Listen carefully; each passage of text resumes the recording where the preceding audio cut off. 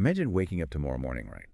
You grab your coffee, you open your phone, and you realize that the fundamental rules of reality, they shifted while you were asleep. Yeah, literally overnight. Exactly. And I'm not talking about, a subtle software update or some new app icon. I'm talking about the very fabric of how science is conducted, how modern wars are fought, how the global economy breathes, even how the Pope interprets divinity. Which is wild to even say out loud. It is. But imagine all of it, the whole scaffolding of human civilization, just being rewritten overnight by silicon and code, because, well, it is May 2026. The singularity isn't some dusty hypothetical sci-fi concept that you argue about in a college dorm room anymore. No, it is very real. It has a release calendar. Yeah. It has a futures market. And you and I, we are currently living inside of it. We really are. Today's show is an inspiring celebration of impossible ideas and the minds brave enough to chase them down. Finding passengers bold enough to embark on our good ship's journey is harder than most people think. So drop a very humane thumbs up right now to send a signal flare to drifting knowledge pirates like yourself. We know they're out there. Let's bring them home. We're keeping it lighthearted as usual, but we promise to never skimp on the intelligence. Now let's kick off this voyage with today's new revelations. Let's do it. So our mission for this deep dive is to unpack a truly staggering dispatch from Dr. Alex Wissner-Gross. This is straight out of his publication, The Innermost Loop. And it is a dense read, to put it mildly. It is incredibly dense. Yeah. But we are going to connect the dots across the bleeding edge of AI benchmarking, the ruthless shifts in global economics, the sudden, violent leap in physical robotics, and the massive societal upheaval happening right outside your window. All to show you exactly where you stand in this hyper-accelerated timeline. Right. Okay, let's unpack this. Starting right at the top of the tech stack, which is the foundational models, the brains of the operation. Yeah. Just looking at the raw data coming out of Google. They have made Gemini 3.5 Flash generally available. And it just absolutely crushed Gemini 3.1 Pro across the key benchmarks. Completely crushed it. We're talking 76.2% on Terminal Bench, a 1656 ELO on GDP Val, 83.6% on MCP Atlas, and 84.2% on Sharksective. And it did all of this at 4 times the speed. But wait, before we even talk about the speed, I need to stop right there. Yeah, that is a lot of numbers. It is. Because to you, the listener, and honestly to me, that just sounds like alphabet soup. What is Terminal Bench actually measuring? What's fascinating here is that it's vital we decode these metrics because they dictate the boundaries of what these systems can actually do in the real world. Terminal Bench isn't just a traditional math or reading comprehension test. Right. It's a measure of how well an AI can navigate an operating system completely autonomously. So if you drop the AI into a Linux terminal, can it open folders, execute scripts, read error logs, and fix its own bugs without a human holding its hand? Oh, wow. So it's not just answering questions, it's driving the computer. Exactly. Hitting 76.2% on that benchmark means the model is essentially operating at the level of a mid-tier human systems administrator. That is insane. It is. And that shift from answering to doing, well, it's reflected in the other metrics too. You mentioned GDP Val, where it scored a 1656 ELO. Now, ELO is the rating system used in chess, right? Right, like a grandmaster rating. Right. But here, it's measuring economic decision-making. How well does the model allocate resources, or forecast market shifts, or optimize a simulated supply chain? Wait, so it's playing chess, but with global economics. That is a great way to put it, yeah. A 1656 ELO puts it firmly in the realm of a highly competent human financial analyst, and then you have Sharksective sitting at 84.2%. What does that one do? That tests the model's ability to read, comprehend, and synthesize highly complex scientific papers from the ArcSIF database. Oh, the preprint science database. Exactly. It means the model isn't just summarizing text, it's actually understanding quantum physics and molecular biology at a postgraduate level. Okay, that clarifies the sheer intelligence at play here. But Dr. Wissner-Gross's dispatch makes a huge point about the speed. It did all this at 4 times the speed of its predecessor. Why is the speed increase taking center stage over, raw intelligence? Well, because when a model operates 4 times faster, it crosses a critical psychological and mechanical latency threshold. Okay, what does that mean in plain English? Think about your own daily interactions. If you ask a question and have to wait 4 seconds for a response, it feels like using a really fast search engine. Right. Yeah, you are aware that you are interacting with a machine that is retrieving data. Exactly. But if that response time drops to 800 milliseconds or even half a second, the illusion of retrieval vanishes. It moves from feeling like a search engine to feeling like instantaneous cognition. Like talking to a person. Yes, it allows for real-time, fluid conversation. It allows the model to interrupt you or for you to interrupt it without breaking the flow. It's the difference between sending a telegram and having a face-to-face conversation over coffee. So Google prioritizing the widespread availability of this flash model over a marginally smarter but slower model, it is a strategic masterstroke. But I have to push back on Google's strategy here. Because at the very same event where they touted this lightning-fast flash model, they delayed their flagship, Gemini 3.5 Pro. Yeah, they did. They literally asked the public, give us until next month. Now, to me, this feels like a space race, but instead of taking a decade to reach the moon, they're launching new rockets every Tuesday. So is asking the world for one more month a sign that Google is finally hitting a technological wall? Or is this just the brutal, unforgiving reality of trying to outpace what we're hearing about GPT 5.5? I wouldn't call it a technological wall, but I would definitely call it a severe recalibration. You have to understand the duopoly that is formed right now. Right. It's basically a two-front war. It is essentially OpenAI and Anthropic locked in a death match against Google. When you have reports leaking that GPT 5.5 Medium, which is a mid-tier model, is testing as smarter and cheaper than Google's upcoming flagship, well, a one-month delay in the tech world of 2026 feels like an eternity. Yeah, observers are literally saying it might be game over for anyone not named OpenAI or Anthropic. And that's exactly why they delayed. If Google releases a Pro model and it gets eclipsed 3 weeks later by a competitor's Medium model, the narrative is entirely lost. Enterprise contracts dry up, developers jump ship. So asking for a month isn't about fixing a minor bug. It's about trying to aim at a target that is moving exponentially faster than anyone anticipated. That makes total sense. They don't just have to beat yesterday's OpenAI, they have to beat next month's OpenAI. Precisely. And they are doing this while fundamentally changing the architecture of the models themselves. Yeah. Because the dispatch notes that Gemini Omni has collapsed text, image, audio, and video into a single any-to-any model. This is perhaps the most significant architectural leap we've seen this year. Let me try an analogy here to explain why this matters to you, the listener. Because in the past, multimodal AI felt like a United Nations meeting. Right, with all the different interpreters. Exactly. You had the text AI, the vision AI, and the audio AI, and they're all sitting at the table wearing translation earpieces. If you ask the AI to look at a video and write a summary, the vision model had to watch the video, translate what it saw into text, pass a note to the text model, and then the text model would read the note and talk to you. Which introduces massive latency. And a lot of nuance was lost in translation. But Gemini Omni fired the translators. It natively speaks image and audio as the exact same language it speaks text. That is a phenomenal way to visualize it.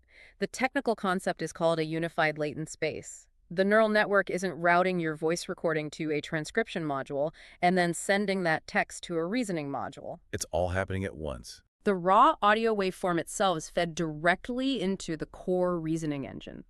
The AI fundamentally understands the tone of your voice, the hesitation, the background noise, exactly as intuitively as it understands the words. It is true native multimodality.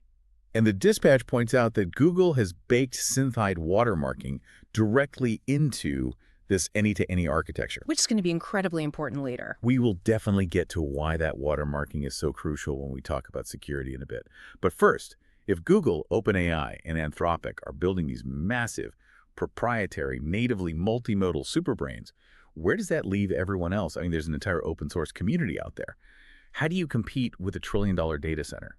Well, you don't compete by building a bigger data center. You compete by creating hyper-efficient training environments. And that leads us to the open frontier, and specifically the concept of gamified physics. Okay, here's where it gets really interesting.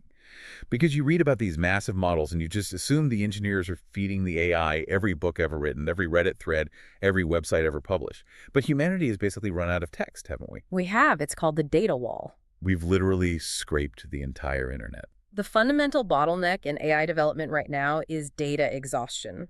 Humanity simply hasn't produced enough high-quality, perfectly structured text to keep scaling these models up indefinitely. If you just feed an AI more garbage from the internet, you don't get a smarter AI, you just get an AI that is really good at mimicking internet garbage. So what is the solution then? Synthetic data. Exactly. If the big labs are building the brains, the scrappier startups are building the gymnasiums where those brains work out. And according to Dr. Wissner-Gross's dispatch, Prime Intellect just released a 4,504 task training environment that tripled the capabilities of small models entirely through self-play. Tripled them just by letting them interact with the environment. And Odyssey's new Agora One platform allows players to share a literal deathmatch trained on the classic video game GoldenEye, which is acting as a learned game engine. Wait, let me stop and ask a pointed question here. Are we basically tricking AI into becoming super intelligent by forcing it to play video games against itself? Structurally, yes. But let's strip away the nostalgia of GoldenEye for a second and look at the mechanics. Why a video game? Because since we have run out of text to teach the AI about the world, the AI must generate its own simulated worlds to learn the laws of physics, logic, and cause and effect. Right. Think about how a human toddler learns physics. They drop a cup off a high chair, it falls, it spills. They learn gravity, object permanence, and fluid dynamics through physical interaction. An AI trapped in a server rack doesn't have a cup or a high chair. So the video game is the high chair. Precisely. By placing AI agents into a highly constrained 3D physics-based environment like a GoldenEye deathmatch, you are forcing the neural network to understand spatial geometry. It has to learn that if it moves behind a wall, it can't be seen. Oh, that makes sense. It's learning line of sight. Yes. It has to learn resource management by counting ammunition. It has to learn adversarial strategy by anticipating where the opponent will move. It's not about learning how to shoot virtual pixels. It's about learning how a three-dimensional world operates. The AI infers spatial geometry and physical laws from the changing pixels on the screen. Wow. It's like an evolution simulator. We throw them into a digital arena so they can figure out gravity and geometry on their own. And this synthetic approach, it isn't just a fringe experiment, is it? It is scaling massively across the industry. Oh, absolutely. Because the dispatch highlights that Cursor's new Composer 2.5 wraps Moonshot's Kimi K2.5 model with 25 times more synthetic tasks than the previous generation. And Elon Musk's xAI is reportedly co-training a 10x successor on their Colossus 2 supercomputer using these exact methods. Because once a model understands logic and structured reasoning through this gamified self-play, you can extract that reasoning capability and aim it at the physical sciences. The leap from a video game deathmatch to a real-world scientific application is much shorter than you think. Which brings us to the dispatch's update on Gemini for Science. Google has combined Co-Scientist, AlphaVolve plus ERA, and Notebook LM into a single stack. And the result of this, they aren't just playing games anymore. They're orchestrating actual science. Real peer-reviewed science. They are churning out Nature papers and securing over 100 partnerships with real-world laboratories. I mean, how does an AI actually orchestrate science? Well, it's not just writing the paper. The AlphaVolve integration means the AI is formulating a novel hypothesis, say a new molecular structure for a highly efficient battery. Okay. Then co-scientist steps in and designs the experiment to test that hypothesis. It figures out the necessary chemical precursors, the temperature controls, and the sequence of reactions. And then it can actually interface with automated liquid handlers in a physical lab to run the experiment. Wait, it controls the physical lab equipment? Yes. It runs the experiment, analyzes the mass spectrometry results, and finally, it uses Notebook LM to draft the findings into a perfectly formatted manuscript for the journal Nature. I really want you, the listener, to absorb that sequence. The next major medical breakthrough you read about, or the next revolution in material science that makes your electric car go 1,000 miles on a single charge, it might have been conceptualized, tested, and published entirely by an artificial intelligence. An intelligence that originally learned how to formulate hypotheses by playing a simulated 3D shooter against itself. It is profound. It is profound. But notice the thread connecting all of this. The AI isn't just generating text for a user to read. It's generating actions for a laboratory to execute. And that shift from text generation to action execution, well, it completely changes how we physically interact with these systems on a daily basis. Right, which brings us to the interface, or more accurately, the disappearing interface. Mm-hmm. Because we are transitioning from an era of apps you open to agents that run in the background, and the sheer volume of usage here is just hard to wrap your head around. The numbers are staggering. The dispatch states that Google is now processing 3.2 quadrillion tokens per month. To put that into perspective, just 2 years ago, they were at 9.7 trillion. Let's contextualize what a token is at that scale.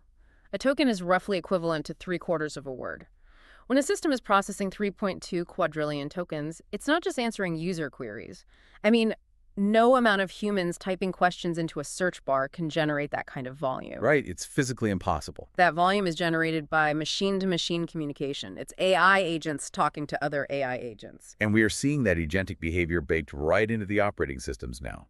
The Gemini app alone just hit 900 million monthly active users. And Android Halo now physically pulses on your screen whenever your background agents are working, which is being driven by this new anti-gravity 2.0 framework. It gives you a visual cue that the AI is doing something on your behalf.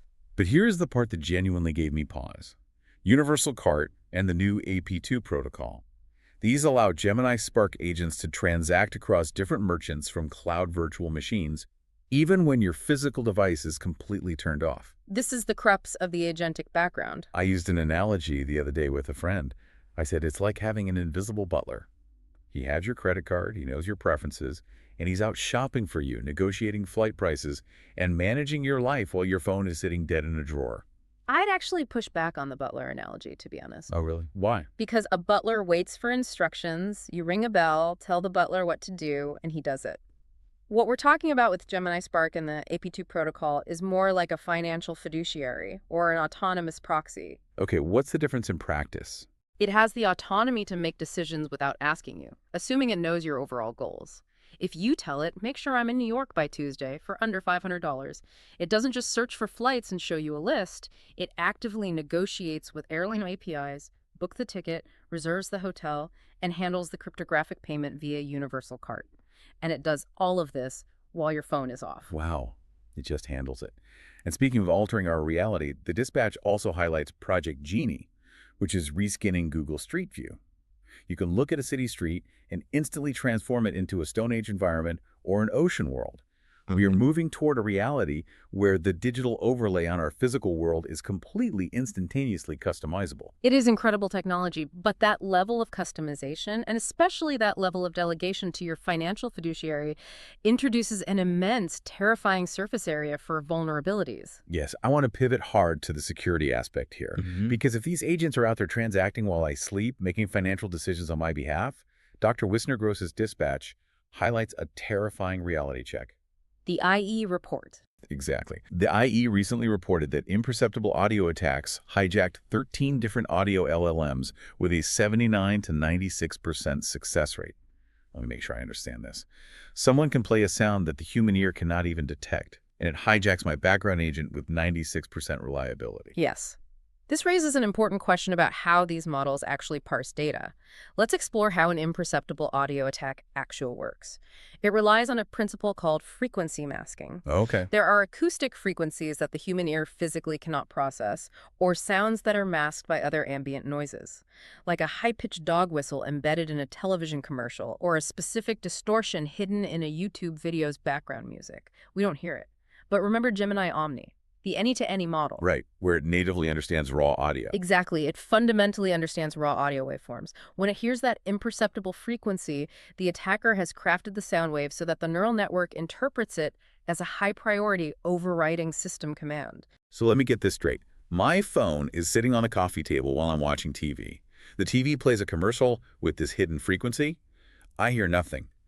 But my phone hears, transfer $1,000 to this offshore account. And because it's a natively multimodal agent with access to Universal Cart, it just does it. Yes, it just does it. Shouldn't we be completely terrified of this? Yeah. I mean, 96% success rate. A 96% success rate on hijacking audio LLMs is a profound systemic security crisis. It is the modern equivalent of a skeleton key that unlocks millions of digital lives simultaneously. But we have to weigh that catastrophic risk against the incredible, life-altering accessibility wins that these exact same multimodal models are enabling. That's a fair point.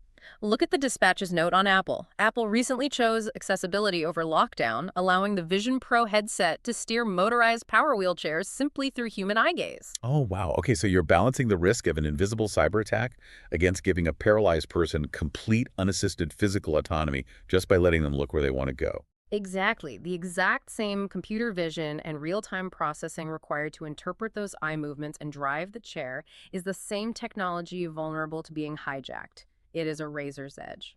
And I guess the industry knows the stakes are existential here, because if a wheelchair gets hacked or if millions of bank accounts are drained by a TV commercial, trust in the entire agentic ecosystem just collapses. Overnight.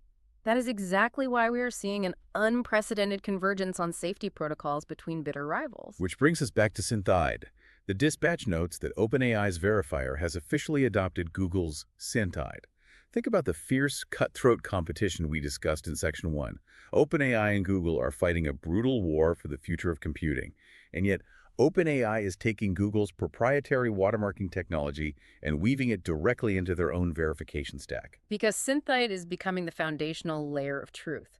It embeds a cryptographic signature into the outputs, whether it's audio, video, or text, so that systems can instantly verify if a piece of media was generated by a human or an AI. So it's basically a digital fingerprint. Right.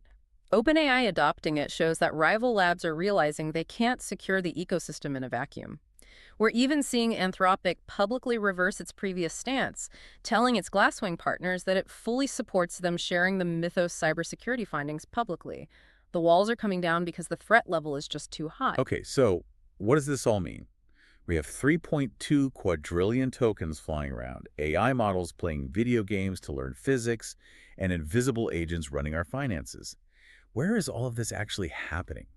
Because none of this lives in a magical cloud. It lives in massive, deafening warehouses full of blinking silicon. The physical reality of AI. Right.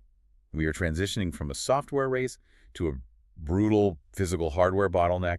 The substrate is straining. The substrate is the physical foundation of the digital world. The concrete, the copper wires, the silicon wafers, and the power grids. And right now, it is buckling under the weight of this intelligence explosion. Let's walk through the dispatch's evidence of this compute crunch, because it is staggering.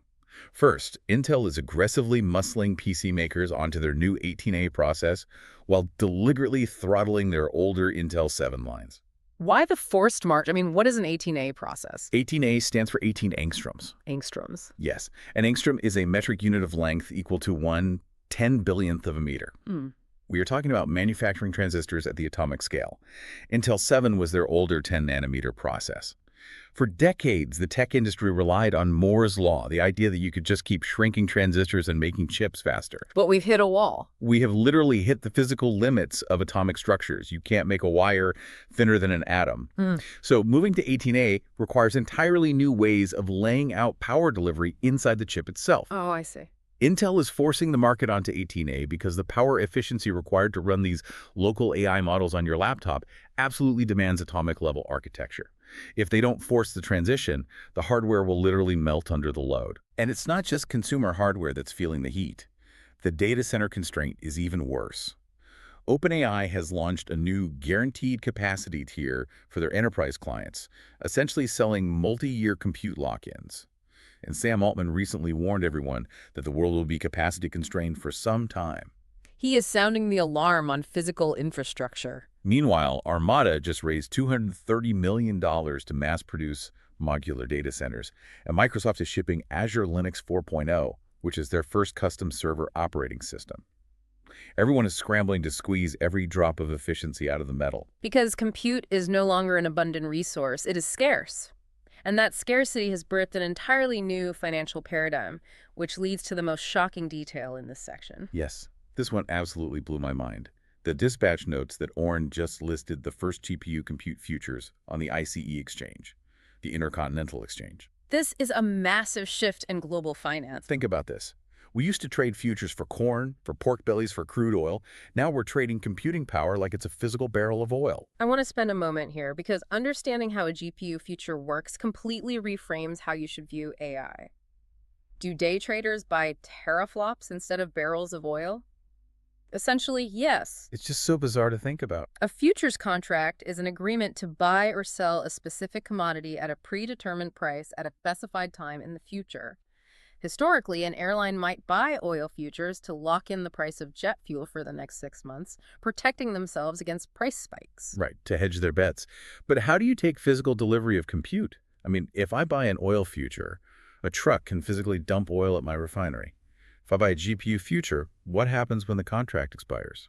You take delivery via network access. The contract guarantees you a specific dedicated block of GPU cluster time, say 10,000 NVIDIA H100 GPUs for 72 hours at a specific data center, accessible via a secure cryptographic key. You are taking delivery of raw processing throughput. Okay, that makes sense. If you are an AI startup training a new model and you fear that compute costs will skyrocket in 6 months because Google might just buy up all the server time, you buy a GPU future to lock in your training costs today. That is wild. It means that teraflops and gigatons of processing power are now legally and financially recognized as foundational commodities, essential to the functioning of the global economy, exactly like energy or agriculture.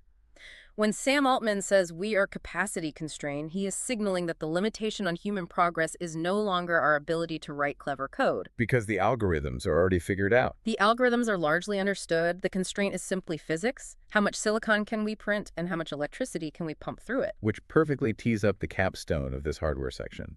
Google and Blackstone have announced a $25 billion TPU joint venture, targeting a 500 megawatt facility by 2027. Yeah. I hear 500 megawatts, but I have no mental model for what that actually means. What does 500 megawatts look like? To contextualize 500 megawatts, that is roughly the total power consumption of a mid-sized American city, say 500,000 homes, all being funneled into a single concentrated facility dedicated entirely to training and running these tensor processing units. Wow. A whole city's worth of power for one building. Yes. And you cannot just plug a facility like that into the existing grid. You would cause rolling blackouts across the state. It requires dedicated, newly constructed power substations. It requires access to massive water reserves or advanced liquid immersion cooling, because 500 megawatts of electricity turns directly into 500 megawatts of heat. And the fact that Blackstone is involved is huge, right? Precisely. A $25 billion joint venture with Blackstone, which is a private equity behemoth known for real estate and infrastructure, shows that AI has outgrown traditional tech venture capital. Sand Hill Road cannot fund a 500 megawatt power plant. AI data centers are now classified alongside national highways, deepwater ports, and nuclear facilities. It is civilization-scale infrastructure. So we have these models getting exponentially smarter.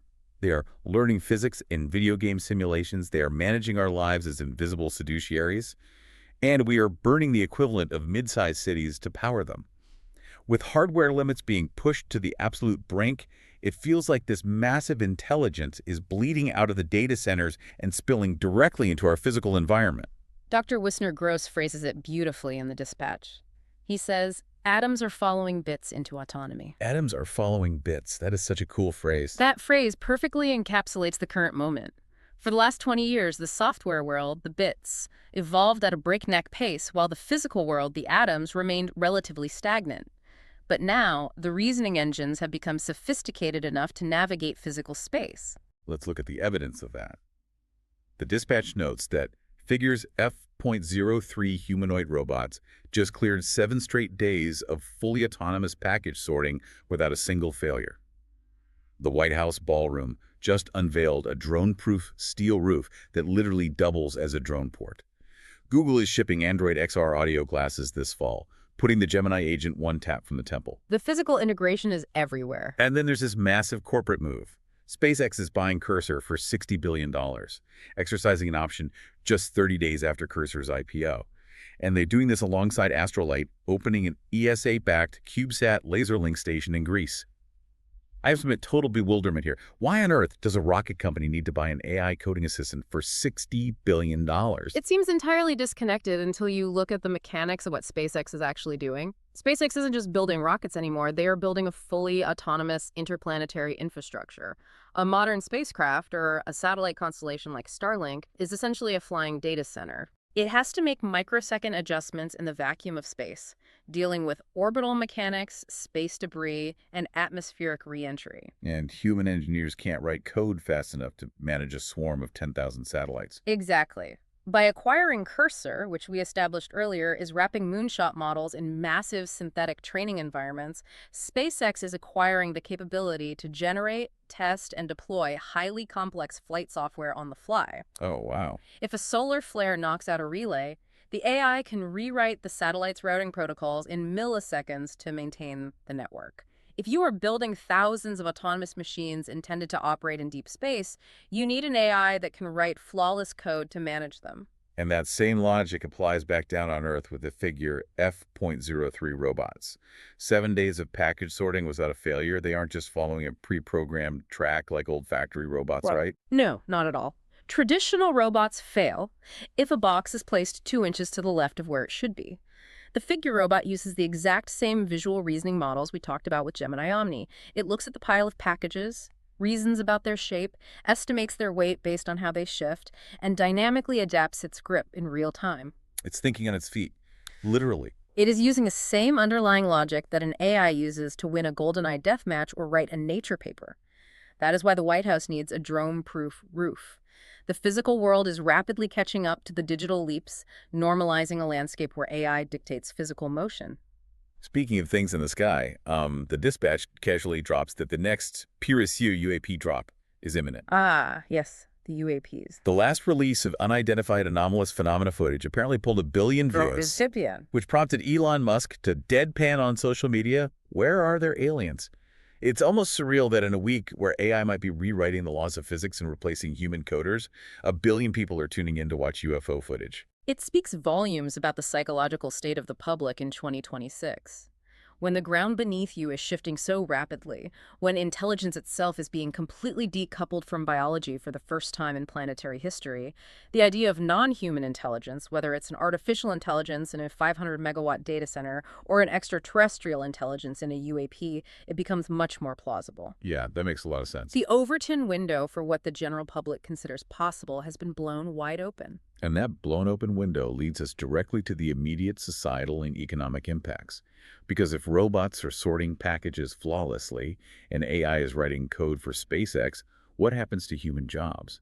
This is where the dispatch gets really visceral. Standard Chartered Bank is shedding 7,000 jobs, and the CEO, Bill Winters, explicitly calls it replacing, in some cases, lower-value human capital. A very harsh way to phrase it. Meanwhile, Google's Demis Hassabis argues that firms should use AI gains to do more, rather than just fire people. At the same time, Meta is cutting 10% of its staff, while simultaneously reassigning 7,000 employees into what they call AI-native reorganizations. It's a massive upheaval. Let me talk directly to you, the listener, for a second. Think about your own job. There is such a stark, almost cruel contrast in this corporate messaging. Let's debate this.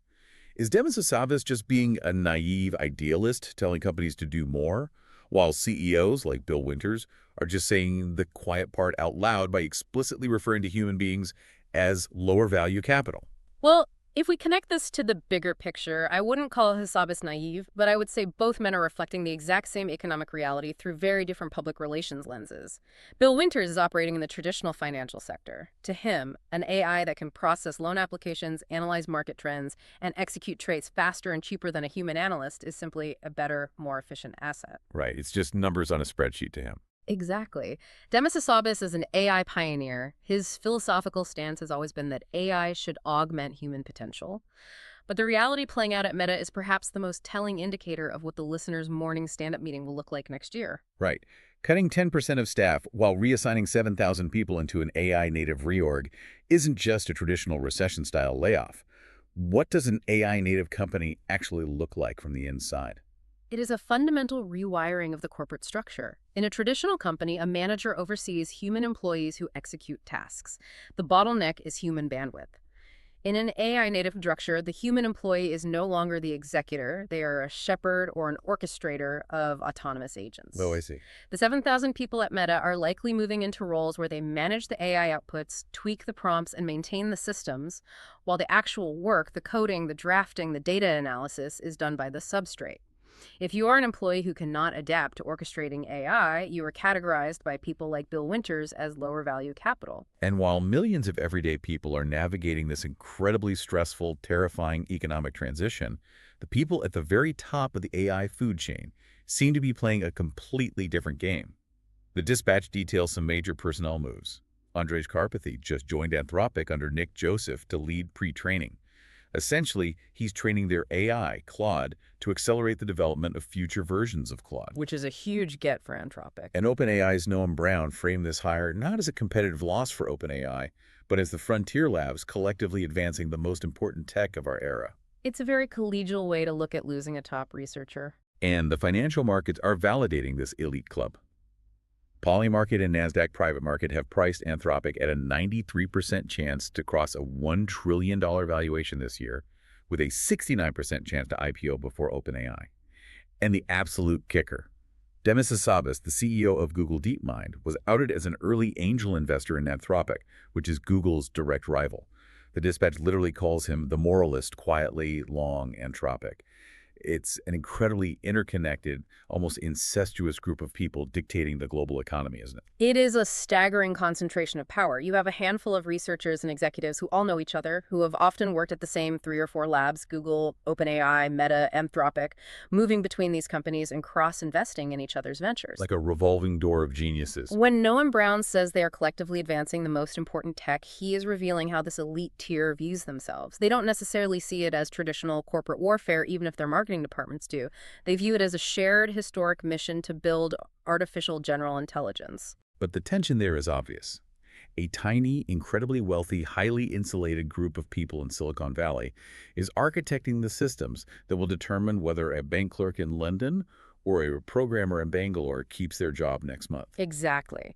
And the friction between that tiny elite and the rest of the world brings us to our final section, cyberpunk realities.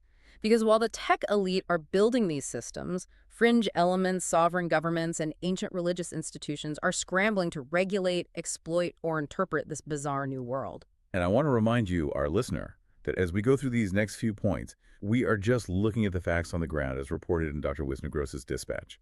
We aren't taking a political stance. We're just marveling at the sheer unfiltered wildness of the timeline we are living in. It truly reads like a sci-fi novel. For instance, Minnesota just became the first U.S. state to criminalize hosting predictive betting markets like Polymarket and Kalshi, which immediately resulted in the CFTC suing them. In that same legislative session, Minnesota also banned notification apps with a massive $500,000 penalty per violation. That is a staggering fine. At the federal level, the FBI is reportedly shopping for nationwide license plate reader access, essentially trying to build a ubiquitous surveillance net. Over the Middle East, Iran has launched Hormuz Safe, which is a Bitcoin-backed shipping insurance for the Strait of Hormuz, and is projected to rake in $10 billion. Wow.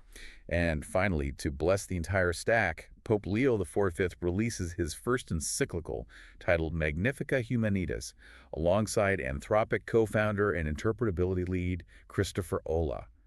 I mean, just listen to that list. We had the FBI building a cyberpunk surveillance state, Iran using decentralized crypto to ensure oil routes, and the Pope co-authoring a religious text with an AI researcher. It is the perfect illustration of how every facet of human civilization is reacting to the exact same technological substrate, just in radically different ways. Let's break down the mechanisms of these reactions. Minnesota's actions show a regional government desperately trying to legislate morality and financial stability in the face of deepfakes and algorithmic betting. Right, they're trying to put the genie back in the bottle. The $500,000 penalty for notification apps is an attempt to use crushing financial ruin as a deterrent where technological barriers have completely failed. The state cannot stop the open source models from generating the images, so they are trying to bankrupt anyone who hosts them. And the FBI license plate readers. That is the state's natural reaction to a world flush with data.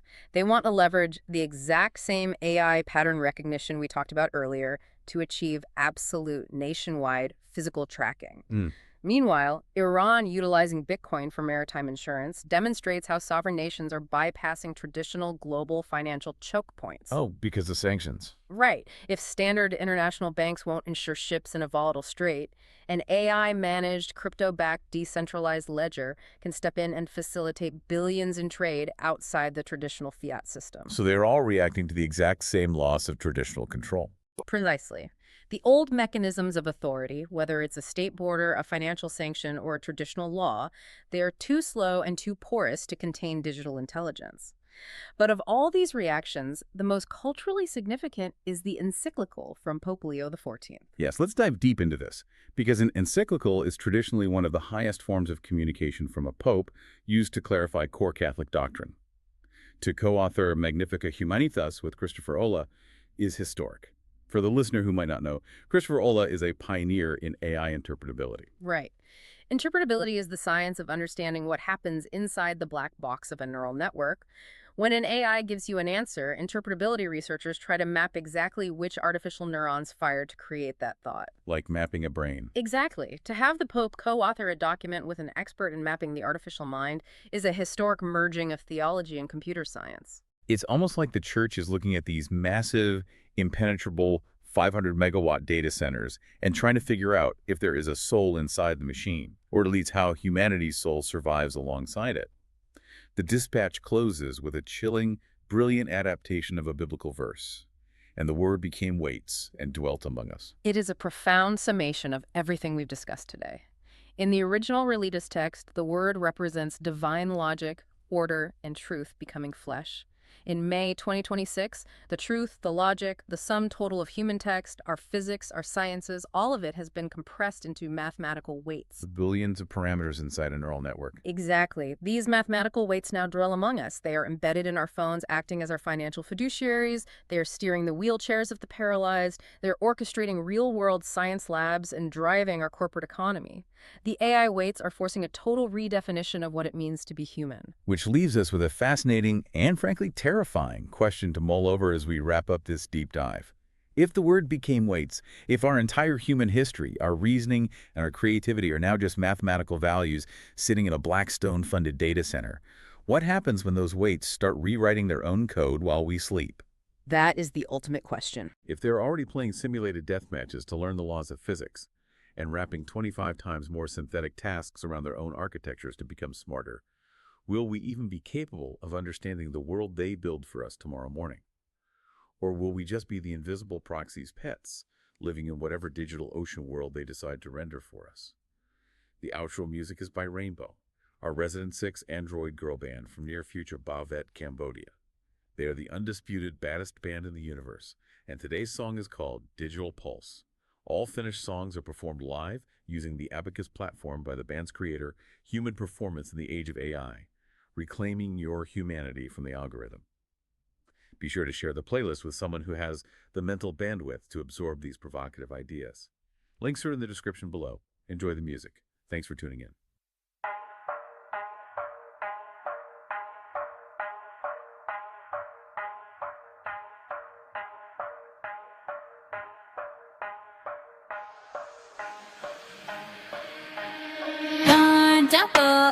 Don't token party with the bit double rhythm go like best that's a bit double winning coming like a method double return double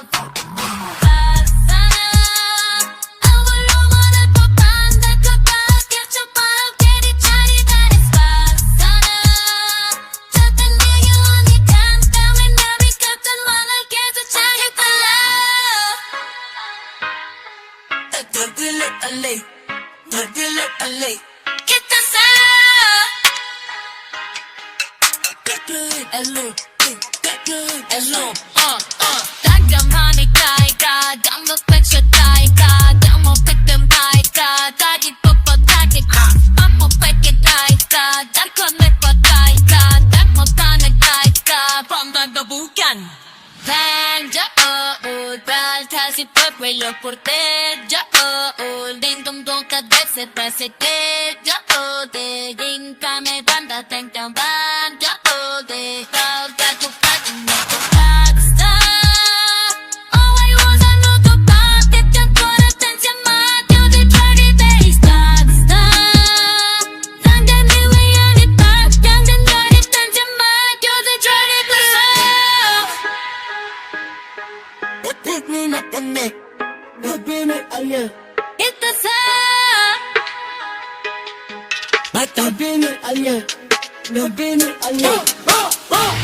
Written committee, adoro sexy, to take that more kiss me, being a equity, to frivolity, pass you let other look, only see it.